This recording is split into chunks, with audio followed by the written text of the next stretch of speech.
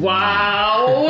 After I started at 9:30 this morning. Yeah. I closed the lid on the barbecue at 9:30, and now it is 9:30. So it's been 12 hours from start until ready to eat. Smells delicious. It smells amazing. Compliments to the chef. Well, we'll see how it tastes. It was about 11 hours or so, and then took it off the grill and let it rest for about an hour. And we're having it with some broccoli. Something nice and simple so that it doesn't, short ribs are a very rich meal. Simple steamed broccoli is going to counterbalance it really nicely. Absolutely.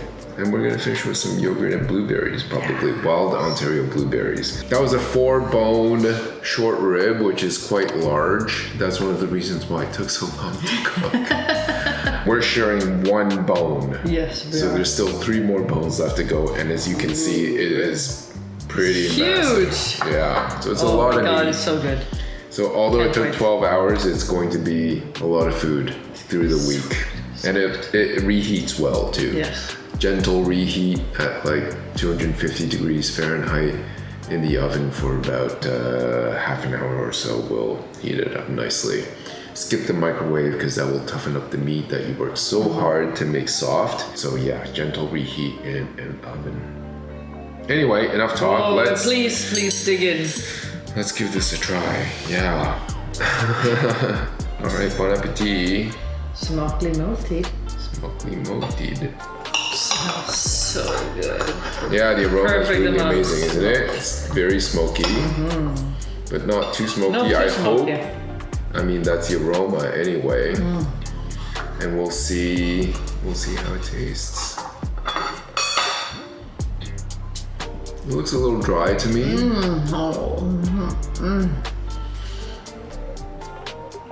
It is so good. Is it? Oh my God, it's not dry. It's not dry. No. Tender. Juicy. Yes. Oh, Alright. if you agree with me. Oh, it is so good.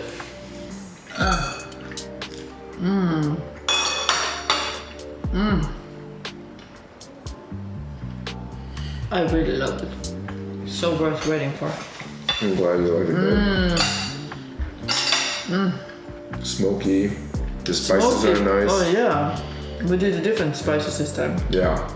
We used garlic, onions, salt, pepper. It's a steak seasoning made by the keg With the with a Dijon mustard rub base. binder on there So good. so that the seasoning can stick to it. I get the outside piece because I sometimes like stuff a little bit more well done. Even though I learned to appreciate But this less is well done. very this well is done. so This is beyond well done. it's delicious. So I get a crunchy bit on the outside. Oh, and I really love it. You want some bit of the crunchy one? It's called the crust. Yes, I love the crust with that. The crust is very important. Yum yum. A nice layer of fat. So good. Yeah, the fat has to be just a thin layer, not too much, otherwise it's going to overwhelm the flavor of the meat. And the fat should just, moisturize the meat itself. It shouldn't take over. This is so good. It needs to be properly rendered so that it's soft and creamy and not Overpowering of fat, yeah. This is like so worth waiting dinner. 12 hours for, yeah. Yes. Good thing we have the rest of the day to do other things. One of the nice things about the pellet grill is that it's kind of, you set it and it manages the heat and the burn on its own, so you don't have to maintain the fire. Using the app. All controlled through a phone. It makes life a lot easier so that you can carry on with your other daily duties that you need to take care of because we're adults, we have responsibilities. Can't just watch over the fire and drink beer all day. Although that would be nice. It would be nice, wouldn't it? Yeah. That was good. I'm gonna dig in and enjoy. I wanted to show you guys some of my latest pickups for vlogging. These are some new tools that I've been looking forward to using. This is the Nisi JetMag Pro, a magnetic filter system with a variable ND. What variable ND filters do is they allow for you to adjust exposure without having to change things like aperture, ISO, or shutter speed. I can keep my aperture locked at 2.8, which is wide open for my lenses, and that gives you the nice, soft, out of focus backgrounds that comes with shallow depth of field. It also means that for my shutter speed, I can keep it at 1/60th of a second, which is ideal for the 30 frames per second frame rate that I use. Finally, it allows me to use 640 ISO or 12,800 ISO, which are the dual native ISOs for my camera, the Sony ZV-E1. The variable ND makes it super easy to adjust exposure. Another big plus of the system is that it's magnetic. That means you can move a filter from one lens to another very quickly. This is the case for the filter kit, and that's the full kit with everything inside.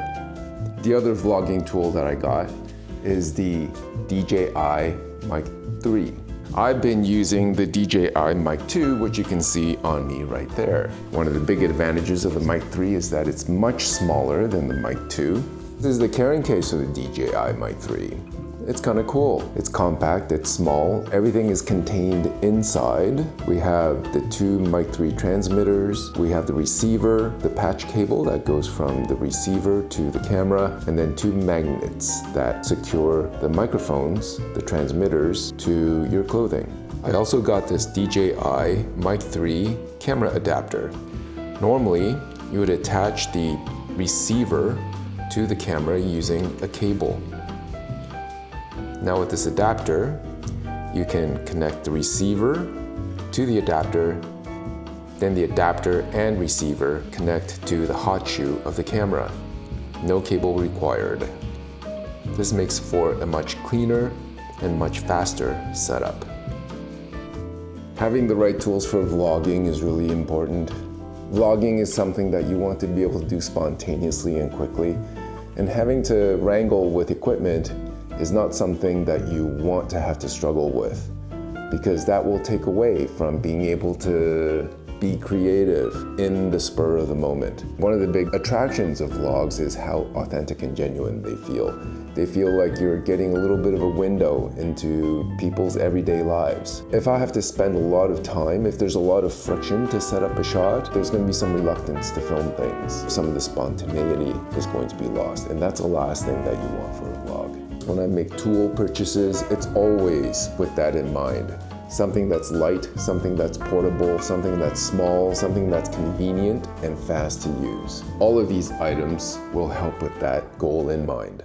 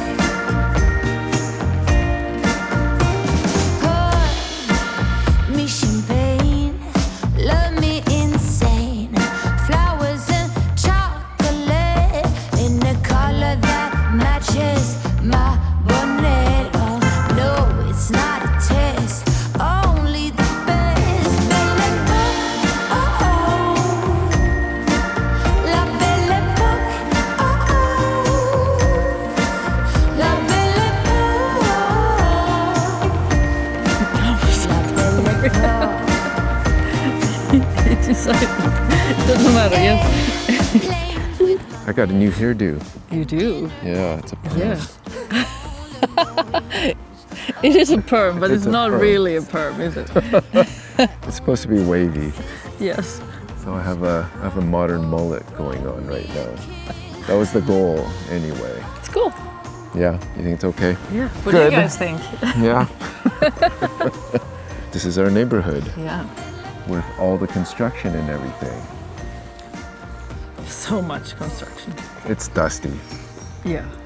Humphrey is covered in dust from all that walking that we did through the Yeah. through the job site, through the construction site. He needs a bath. He Get home. will. There's no way he's coming inside without having a bath. It's so neat to see all this work going on, and it's incredible how quickly they get all this stuff done. These houses go up in it seems like 3 weeks. Yeah, it seems like that. They did the little wall over there to then there's the base The foundation of the house, and then boom, there's roof, windows, everything. amazing. It's crazy. Yeah. Every day when I drive home, there's something new going on. It's also very cool to see this playground going up too before all the houses.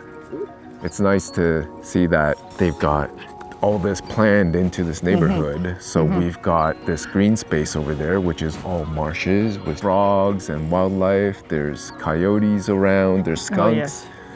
Yes. There's just a bunch of life. It's teeming with life in there. And Love then we have all these new houses. There's no trees, but there's a playground that's going to be happening soon. And they've planted already trees planted here. a bunch of trees Yeah. here. Yeah, there's no trees in our neighborhood, but No. We have grass. We have grass. Yes. Yes. They laid sod. Yes, they did. Oh, I forgot to mention, as far as wildlife goes, we have a lot of geese too. Thousands of geese. Oh, thousands and thousands of geese. Yeah, in the retaining pond that we Yes. have here, they found a new home. They come here and use it as a toilet during the day. Yeah, I wouldn't call it a home. It's a recreational Facility, facility for them. during the day. Yeah. Because they come early in the morning and they leave around sunset. Yeah, and they go somewhere else. Yes, I guess because of the coyotes. They don't want to hang out here during the evening and night. So it's a daytime home. There's construction happening right next door to us. And you would think that would be super noisy, but it's actually not. No. The soundproofing in the house is really impressive. So even with all the hammering and, I don't know, Drilling heavy equipment, and yes, drilling, yeah. pouring concrete, it doesn't disturb me when I'm doing work during the day. So it's pretty cool. All in all, you know, I would say that this is a really neat experience, seeing all this stuff happening right in front of our eyes, right next door to us, literally. But still, we have this beautiful landscape. They haven't destroyed that, and they're keeping it, which is The green we're space, still yeah. still very close to nature, Yeah. even Yeah. though the houses are popping up right next door. Yeah. I love it here. Never would I ever think that I would live in a new development. Yeah, I know. No, ever. I know, huh? No.